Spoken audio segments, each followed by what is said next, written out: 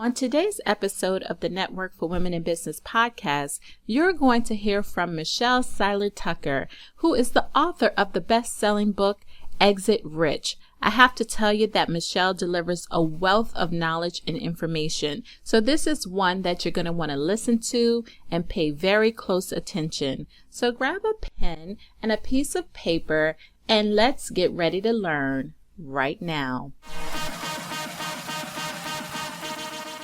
Greetings and hello, everyone, and welcome to the podcast. I am so super excited today because we have a very special guest. We have Michelle Seiler Tucker, and she is the founder and CEO of Seiler Tucker Incorporated. It is a 20-year-old veteran mergers and acquisitions company. Michelle and her firm has sold over 1,000 companies in almost every vertical. I have to tell you that Michelle is also a best-selling author, and you're going to hear more about that. She wrote a book called Sell Your Business for More Than It's Worth, and her latest book is called Exit Rich, and it just released last month. So we're really excited to have her and hear her talk about all of that. Now, Michelle has been featured in many different places like Inc. magazine, Forbes, Entrepreneur, USA Magazine, and Michelle regularly is featured on radio and TV appearances on Fox News and CBNC. She's graced the stage with some of the top entrepreneurs such as Donna Karan, Stedman Graham, and a whole host more. Michelle helps individuals become very successful at mergers and acquisitions. She is the best in her field. She is a leading authority on buying, selling, fixing, and growing businesses. And you know what? That's exactly what we're going to talk to Michelle about today. So Michelle, we're really excited to have you, and welcome to the show. Thanks, Tony. Thank you for having me on. Well, I'm excited to hear everything that you have to offer. One of the first things I want to talk about, though, because I know my audience and I know my listeners, most of them are in the beginning phases of their businesses, and they're not really even thinking about exiting their business at this point in time. But when should they really start thinking about their strategy? So, that's a great question because most people don't think about selling their business until a catastrophic event occurs. And then they wonder why their business won't sell. Steve Forbes says 80% of businesses on the market will never sell. That means you have less than a 20% chance of success. So the main reason that businesses don't sell, that 80% of companies will never sell, is because business owners have never built a business that buyers want to buy. Because business owners don't think about selling their business until a catastrophic event occurs, or rather that's health issues, partners disputes, divorce, death. External, those are all internal issues. External is this pandemic that we've been in for the last year and a half. And that's typically the worst time to sell your business. You never want to sell your business during a catastrophe. So you really want to build your business to sell from the beginning. Like Stephen Covey says, start with the end in mind. So all of your listeners should be planning their exit now. As crazy as that sounds, as counterproductive as that sounds, you need to start with the end in mind and plan your exit now. Because if you do that, then you're going to build your business much differently if you're planning on selling it than you would if you're just keeping it as a lifestyle business or as a solo entrepreneur. It's kind of like your house. If you're planning on selling your house, what do? You start fixing it, you start painting it, you start staging it, you start cleaning out the yard, you start planting things, and same thing with your business. You really need to start with the end in mind and build a business that somebody actually wants to buy.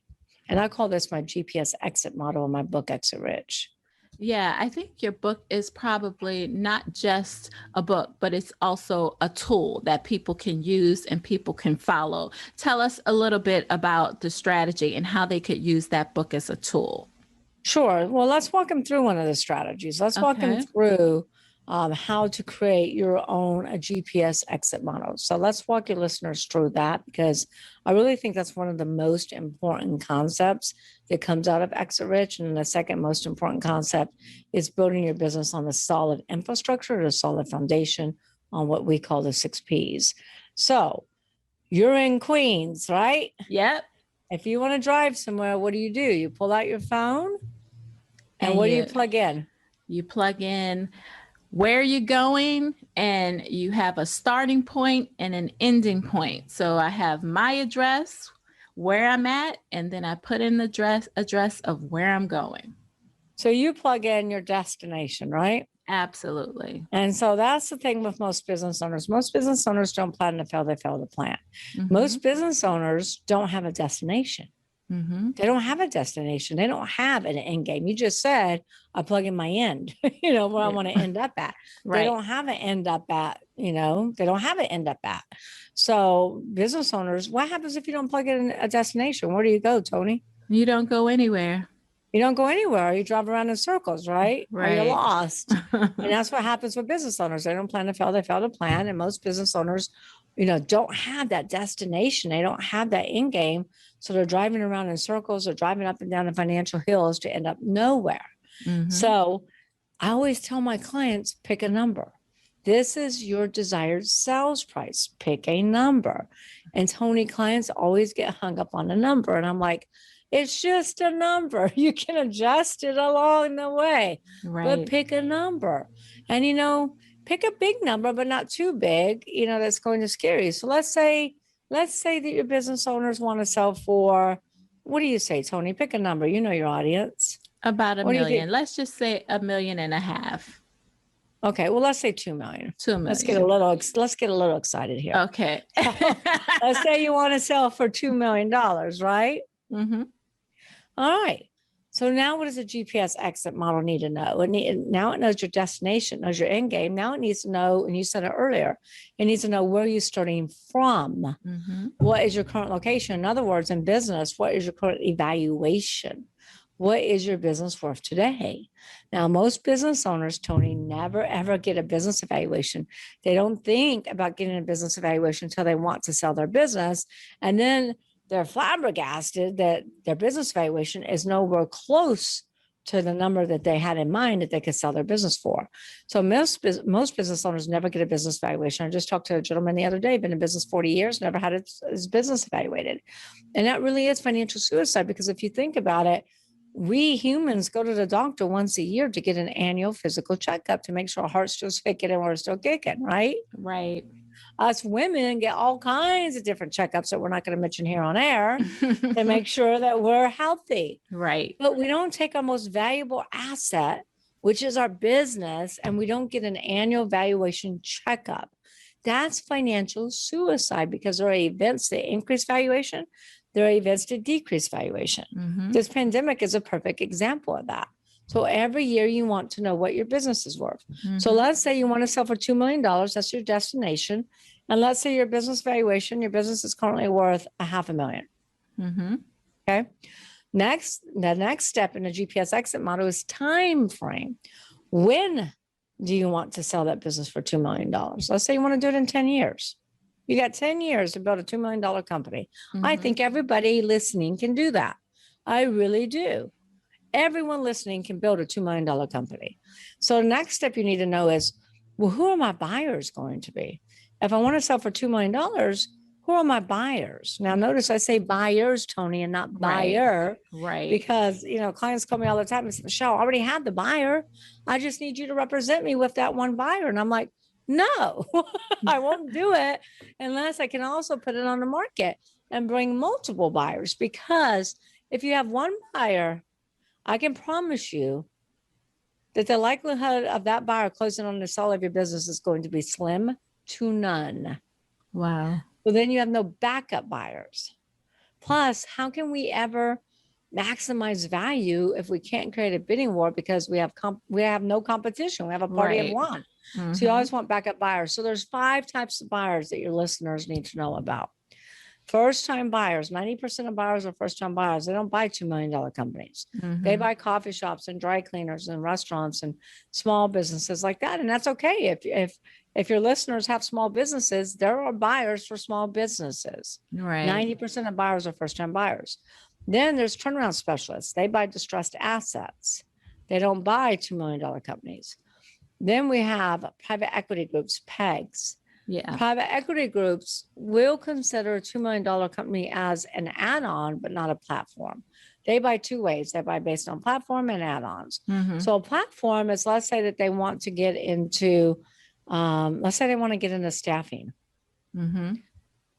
And they currently don't have a platform. They won't even consider your staffing company unless it has at least $3 million and up in EBITDA.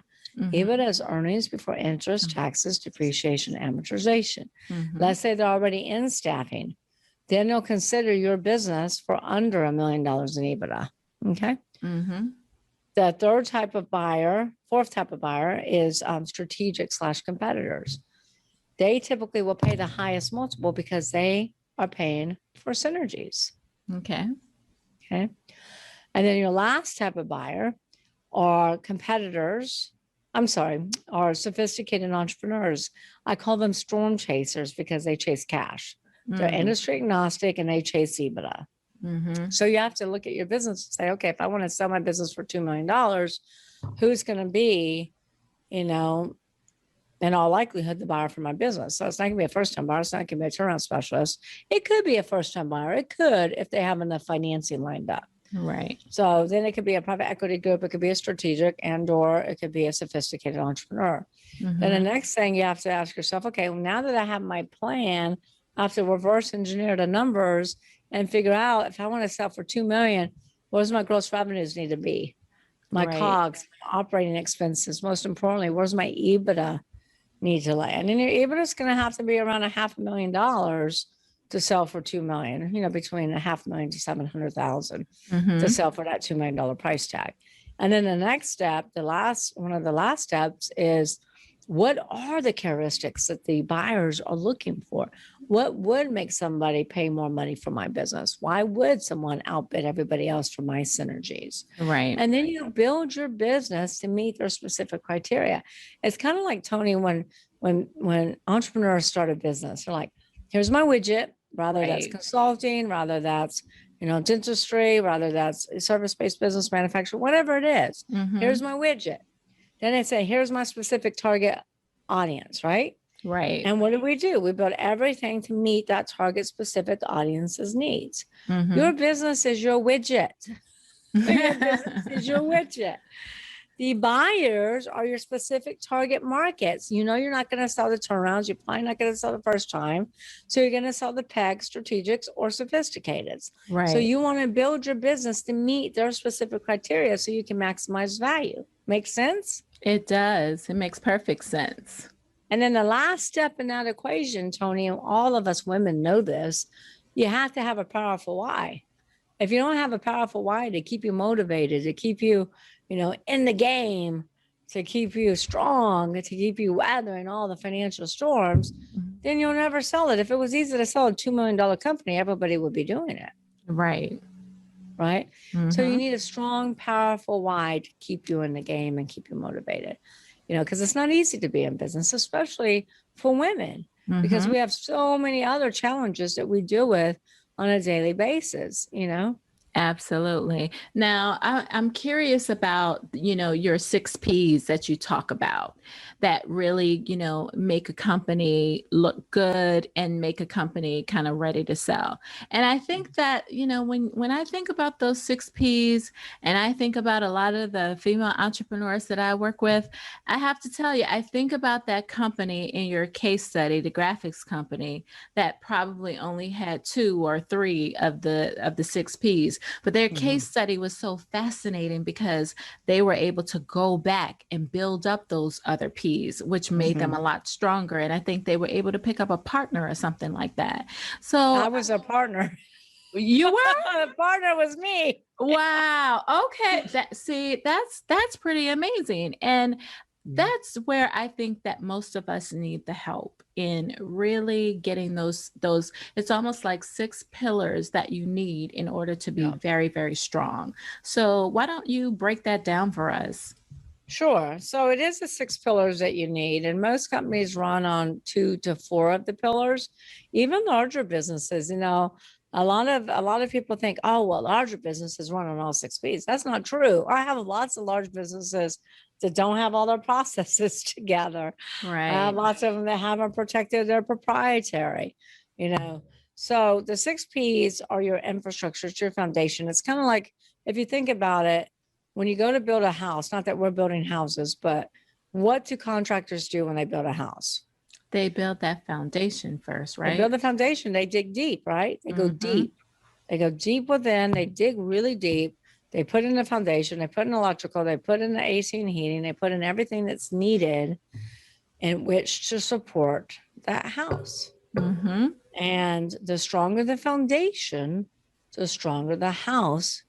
And that house can withstand, hurricanes here in New Orleans, Right, right. can withstand all the flooding here in New Orleans, Yeah. can, withstand all of the different the different storms that come our way. Well, same thing with the business. The stronger the foundation, the stronger the business will be able to weather all of those financial storms Right. that come your way. So a lot of business owners, and I don't want anyone to get offended by this, but it's true, so you need to hear it. one of the biggest reasons businesses don't sell is because business owners have created a glorified job Right. that they go to work at every day versus a business that actually works for them.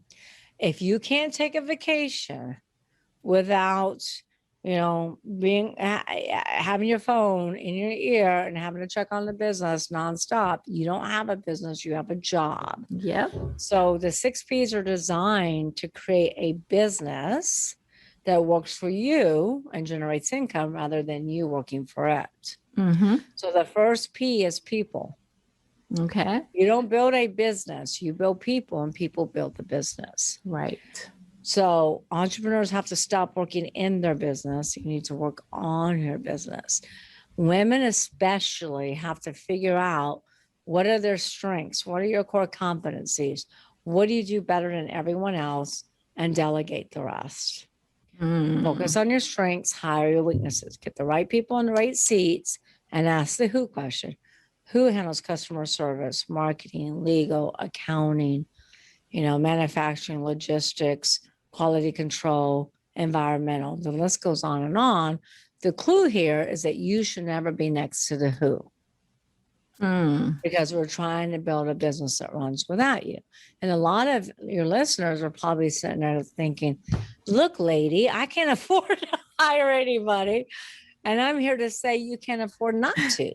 Right. Because if you don't have an assistant, you are the business. assistant. Yeah. You are the assistant. If you don't have an assistant, you are the assistant. Mm-hmm. So you can afford not to. So maybe you can't start with W-2s, but you can start with 1099s, independent contractors. You can also work with colleges, develop a relationship and a partnership with colleges, because most colleges have an internship program where the student has to have an internship before they can even graduate. Correct. So I'm just fortunate, New Orleans. So I'm in between Loyola and UNO and Tulane, and Southeastern and LSU. So we always have a wait list of students that want to do an internship program with us. So you got to figure it out. But if you don't have people, you have a job, you don't have a business. That's right.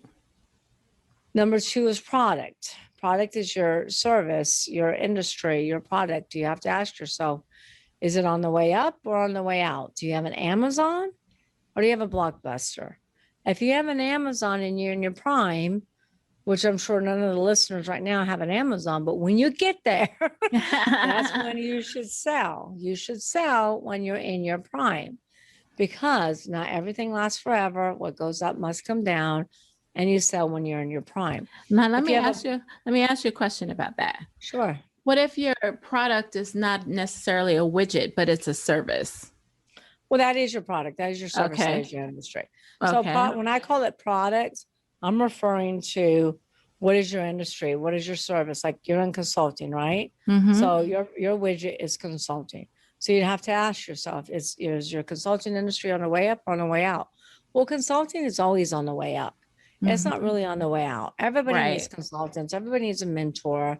Everybody needs an expert.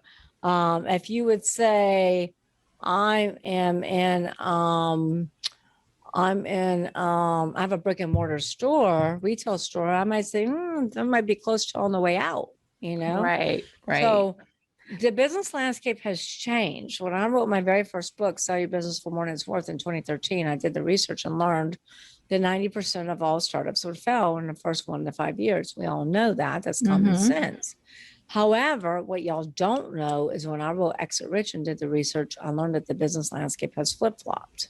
Mm. So now it's actually it's completely flip-flopped. So now it's only 30% of startups will go out of business. Only 30%. But Wow. those businesses, well, here's a big wow for you. So get ready for a big wow. Okay. Those businesses have been in business for 10 years or longer out of 27.6 million companies. 27.6 million companies. Those businesses have been in business for 10 years or longer. 70% of them will go out of business. 70. Wow. Oh, And so you hear, that's yeah. crazy. That's crazy. It's crazy, but it's true. And just think about it. You hear about the media. The media talks about the big public companies all the time. Toys R Us in business starting 5 years goes out of business. Right. Steinmart goes out of business. Steinmart, Pier 1, Right. Kmart, GNC's closing down 900 locations. Godiva Chocolate is closing down 1,500 locations. Disney stores are going out of business.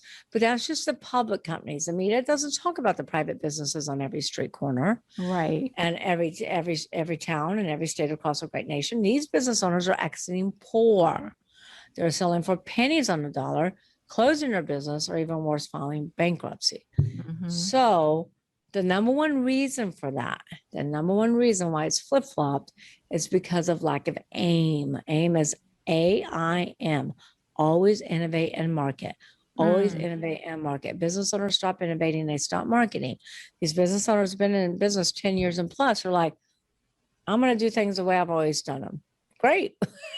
You're going to end See up what out of that business. gets you. Yeah. Look right. at Toys R Us. Toys R Us Wow. was in business for 75 years. Tell me what Toys R Us really innovated. They didn't really change much. Nope. Blockbuster had the opportunity to compete. They had the opportunity to buy Netflix twice. And they sat back and did nothing, and they're out of business. If you look at all the great businesses, it's because of lack of innovation and lack of marketing. Mm. And Wow. so product is where you innovate. Now, there's so many ways you innovate. You can innovate with products, you can innovate with processes, but product is where you innovate. If you're in a dying industry, you don't just pack up and go home. You ask yourself 3 transformational questions. First and foremost, you ask yourself, what business am I in? Amazon did that in the 90s. They're like, what business are we in? And they said, we're in a book fulfillment business. We fulfill book orders. Second most important question, what do we do better than everybody else? Not well, but better. Right. And Amazon said, we do fulfillment better than everybody else. Yep. I was just saying that to somebody too the other day. And so the third obvious question is, what business should we be in? Should. That means it's time to pivot. Right. And Amazon said we should be in a fulfillment business, fulfilling products for everyone all around the world, not just books. Right. Those 3 small transformational questions is what transformed Amazon from a small book fulfillment center to a multi-billion-dollar worldwide conglomerate that they are today. Yeah. So innovation is key. Yeah, where they can send Jeff Bezos to the moon, right? Yeah, and then he said his client, and he had a publishing faux pas. I mean, marketing faux pas, because he misspoke and said my customers and my employees paid for this. And probably not the best thing to say, Jeff Bezos. Right. But he doesn't care. They'll forget about it tomorrow. So you have to ask yourself those questions. And the only way that you grow in business is you get out of transactional and you become transformational. That's how you grow. So the third P is processes. Now, processes are very important. So you can't really scale if you don't have processes. And yes, you need people, but you also need processes, because you can have a lot of people with no processes, and it's going to be a circus or nothing really gets accomplished. So process is kind of like exit strategies, where business owners don't think about it till something bad in their company happens. And they're like, oh my God, we need a process for that. No, you needed a process before something bad happens to prevent it from happening. So processes, most owners get this wrong. Most owners design their processes around their own agenda. Look at doctors' offices. What are the hours of doctors' offices? All doctors' offices. It's What are the business hours? hours. Business It's hours business most of the hours, Monday time. through Friday, 9 to 5, right? Yep. Yep. Are those hours designed with the patient's experience in mind, or are they No, designed with the doctor's agenda? definitely not the patients, the Not the doctors. patients. Even even chiropractors are worse than that because their hours are so sporadic. They're all over the place. So you really have to go back and ask yourself, what do I want my customers to experience? What's the most important thing? 3 things. Name 3 things. And, I don't know if you ever watched the movie The Founder based upon the McDonald brothers. I don't So think I saw that one. I would encourage you and all of your listeners to watch The Founder. So the McDonald brothers started McDonald's back in 1950. And they said, we want to design a fast food restaurant, a fast food system. We want to design the processes around what we want our customers to experience. Because back then, it wasn't any fast food restaurants. You waited 30 minutes to an hour for your food. Right. So they said, we want our customers to experience great tasting food that's hot and fast, 30 seconds or less. Mm. They designed those processes around the customer experience. Wow. Back in 1950, even though the processes have been obviously tweaked along the way, it's the reason that you can eat at a McDonald's anywhere in the world and get the same experience. They never said great customer service. Right. They never said healthy food. They Right. said great tasting food, and their food tastes great, especially the French fries. Right. And they said hot, and it's always Mhm. hot. And they said 30 seconds or less. So they stuck to their brand promise. That's their brand promise. So you need to ask yourself, what do we want our brand promise to be? Mhm. What do we want our customers to experience? And you design your processes around that experience. Have you ever been on the phone with a bank or a retail outlet or social media company where you got to push this number, then this number, then this number to finally get a live person? Yeah, You all of get that a- AI, all of that artificial intelligence, it just doesn't yeah. work. Yeah. And then you finally get a live person on the phone and you tell them your whole story about your problem. And like, I'm sorry, I have to transfer you. Yep. And they typically either disconnect you Yep. or transfer you, and you have to tell your whole story again. Mhm. So really, companies have to go back to the basics and ask, what do we want our customers to experience? If you don't create wow experiences for your clients, then you're going to lose market share because they'll go to your competitor. Right. So Absolutely. your processes have to be designed with the customer experience in mind. Mhm. They have to be productive and efficient, well documented. You need those SOP checklists. You need those policy and procedure manuals. And guess what? Policy and procedures are never ending. They never end. You're That's always right. updating and updating and updating. Just when you think you're done, you'll never be done if you're handling processes and procedures correctly. Right. So the 4th P is proprietary. Mhm. Proprietary is the number one value driver. So I'll give you a quick crash course in evaluations. Okay. If you have a business with under $1 million in EBITDA, and that's probably most of the listeners here, right? Right. And they go to sell their business, your business is going to trade for a multiple of seller's discretionary earnings, net income, or what we call EBITDA, which is Right. earnings before taxes, depreciation, amortization. Mhm. And under $1 million EBITDA will typically trade for 1 to 3, maybe 3.5 times earnings, Mhm. unless you're a SaaS company. SaaS companies are the only industry that will trade for multiple gross revenue. So I if your know. CPA tells you that you're going to get a multiple gross revenues, your CPA is incorrect. Yeah. Now, if your business has over $1 million EBITDA, and everybody should strive to get their business over $1 million EBITDA, then your business will start trading at 5 and up, depending upon these synergies. So Mhm. proprietary is the number one value driver. It can take you from a 5 multiple to 6 to 7 to 8 to 10. Wow. This is why everybody needs to pay attention. So branding there's 6 pillars to proprietary. The other 2 P's are very quick. So this is going to take me a little bit of time, That's but fine. it's important for your listeners to hear this. the more well branded, so branding is number one. The more well branded your company is, the more I can sell it for, as long as your brand is relevant in the mind of the consumer. Mm-hmm. Is anybody paying any money for Blockbuster? No. No. The most valuable brand in the world is? Google. Nope. They're in the top 10, but they're not the most valuable. Amazon. Nope. It's the other A. Apple. Apple. Apple is worth $359 billion. And that's just for the brand. That's not cash flow, assets, inventory, real estate. That's just the brand. $359 billion. That makes sense. And so trademarks are very important. I think this is going to be valuable to your listeners, Tony, because most business owners get this wrong. Yeah. So most business owners they think of a company name, they go to GoDaddy and they plug in their company name. They're like, yes, I got the .com. And they're so excited. So then they go to the state of New York, Texas, Louisiana, California, wherever you happen to be, and they get a state trademark.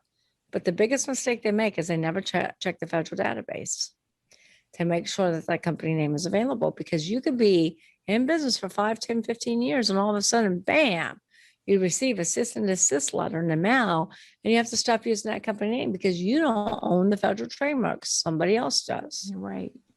So you need to get a federal trademark. It costs about $1,500 to $2,000, but it's worth the investment, because if you receive that letter and you have to start all over, then guess what you're doing? You're restarting your brand. Yep. And that's for everything, Tony. Get a federal trademark on your company name, your slogan, your podcast. Okay. Your products. A lot of people don't think about federal trademarking their products. We have a company that we're selling in the $50 to $60 million range, and they have 12 exclusive products. Each product has a federal trademark. One product is exclusive to Walmart, one's exclusive to Target, and so on. So protect that IP. Patents are also very big. If you've ever watched Shark Tank, yes, you know patents are huge. Every shark asks, do you have a patent? Do you have a patent pending? And their offers are always contingent upon you proving that you have a patent. If any of your listeners are listening and they want to get on Shark Tank, we can help you get on Shark Tank. We can help you with the valuation. We can help you with the pitch. We can help you prepare your business to get a deal from one of the sharks. And so patents are huge. We once sold a company for $18 million. It wasn't making much money, but they had 18 patents. Wow. Contracts are very valuable. Contracts for manufacturing, distribution, vendors, franchisor contracts with franchisees. Client contracts are the most valuable, especially if they're reoccurring revenue. So let's say your women's network. They pay so much per month. Right. That's a reoccurring revenue model. Yep. And so that's very valuable. But here's the mistake the business owners make. And I would say you're probably making the same mistake, Tony. I probably am.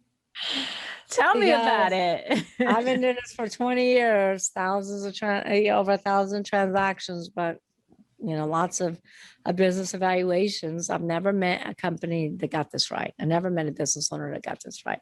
You need the 2-sentence transferability clause in your contract. You need it for your women's network that says this contract is transferable upon the new entity. Okay.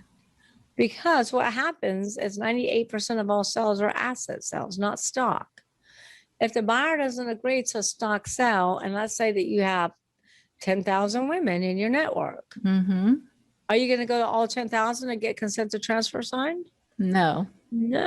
Plus because of confidentiality, you don't want everybody knowing that you're selling your business. So you got to be proactive and get that transferability clause. Make sense? Makes perfect sense. Okay. So databases are really big. And I want everybody to pay attention on this because this is really important.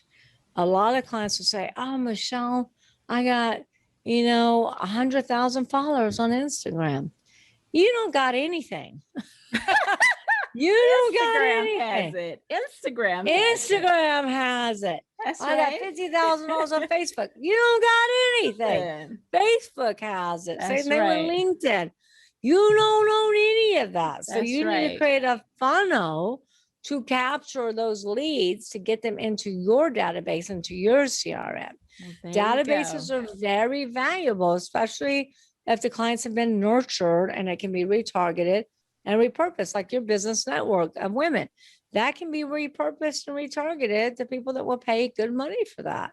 Facebook Mhm. paid $19 billion for WhatsApp, and WhatsApp was hemorrhaging, hemorrhaging. Wow. But they had a synergy. They had 1 billion users.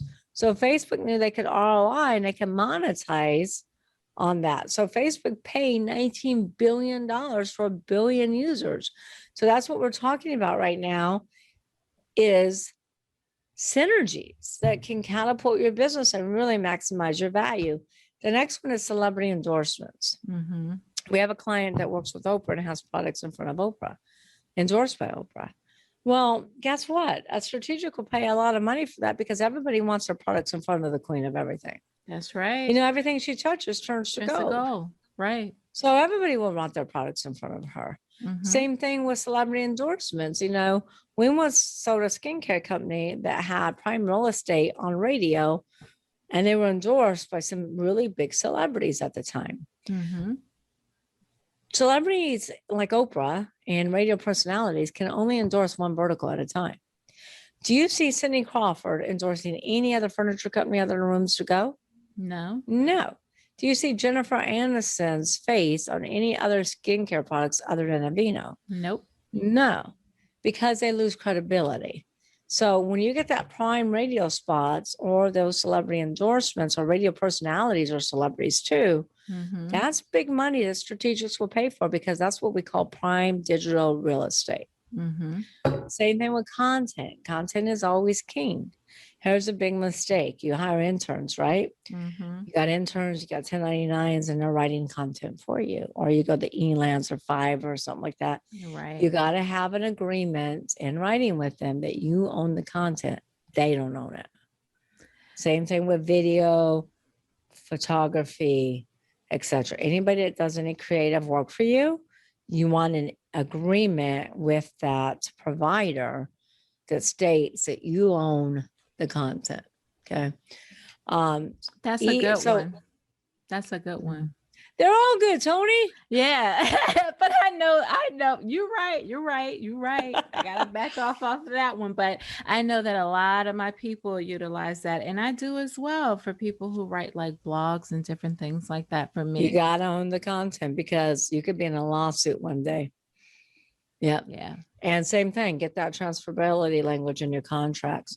Okay. So the other one is any of my e-commerce businesses. Let's say one of your women manufacture masks Mm-hmm. and they're number one or they're in the top 3 spots in Etsy Mm-hmm. and on Amazon, or they manufacture pillows and they're top 3 positions in Wayfair Mm-hmm. or eBay. These online positioning is huge. Wow. And strategics will pay a lot of money for that. And I can go on and on and on. I mean, engineers that have drawings and floor plans, you know, we're talking about that IP in your business that can really drive value. Yeah. So any questions on proprietary, the 4th P, before I move on? You can move on. That's good. All good stuff. So the 5th P is patrons. This is your customer base. Most businesses follow the 80-20 rule where 80% of their revenue comes from 20% of their clients. Mm-hmm. That's called customer concentration. You don't want customer concentration. You want customer diversification. Mm. So because you can be out of business very quickly.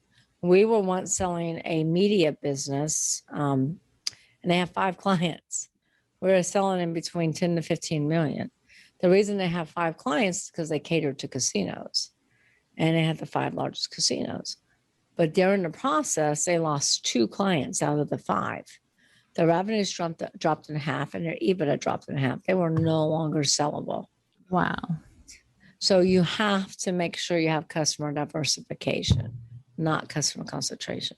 And then the last P, the reason why all of your listeners are in business for themselves is profits. Right. We're all in business to make money. But people come to me all the time and say, Michelle, I have a profit problem. I'm like, no, you have a process problem or you have a people problem. Right. Because lack of profits is never the problem. It's a symptom of not operating on one of the other 5 P's. I can promise you, if your listeners build a business on all these 5 P's that we talked about, they will be profitable. They can't help but to be profitable. Yep. It's foolproof. I would have to say so. But you got to operate on all 5 P's and then you'll be profitable. If you don't, you're not going to be profitable. It's that simple. Wow. Wow. So this is good stuff. I mean, all I can say is like, wow. And everybody definitely should go out and get the book Exit Rich. So tell us about the book. So, yes, you're right. Everybody should get Exit Rich. Exit Rich was endorsed by Steve Forbes, saying that Exit Rich is a gold mine for entrepreneurs as they leave way too much money on the table when they sell their business. Have you heard of Sharon Lechter? Mm-hmm. So I've never met a podcast host that has told me no. No, she's an author. Everybody knows Sharon Lechter. She wrote Rich Dad Poor Dad with Robert Kiyosaki. Yeah. Yeah. She's a CPA, financial literacy expert, and an advisor to many different presidents. Mm-hmm. She writes the Mentors Corner after each one of my chapters. Oh, nice. And then Kevin Harrington, the original Shark on Shark Tank, wrote the foreword. Plus, we have glowing testimonials from Les Brown, who is I love Les Brown. I mean, I can never get enough of Les Brown. That's right. And then Jack Canfield and Mark Victor Hansen, who wrote Chicken Soup for the Soul, Brian Tracy, Tom Hopkins, Brad Sugars from Action Coach, Brandon Dawson from Grant Cardone's company. So we have glowing testimonials. So Exit Rich is not just about selling your business, because most businesses are not sellable. It's about actually building a sellable asset that's sustainable, that you can scale.